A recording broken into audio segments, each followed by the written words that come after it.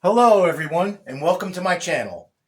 Here you'll see my LIONEL collection, some repairs, some DIY hacks, and some other types of trains like American Flyer and Marks repairs as well. If you like this sort of content, please remember to subscribe, like, ring the bell, and leave comments below. Thank you very much. Picked up this auto loader today, eBay purchase, LIONEL post-war 6414.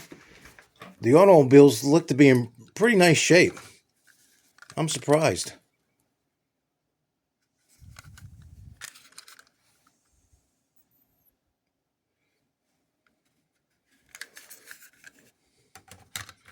Four different colors, which is great.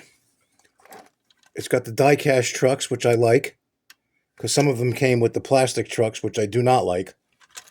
But this is going to be a nice little addition to my layout.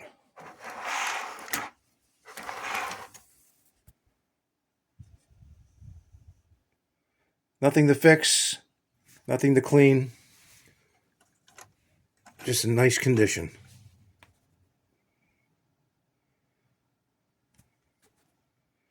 Thanks for watching.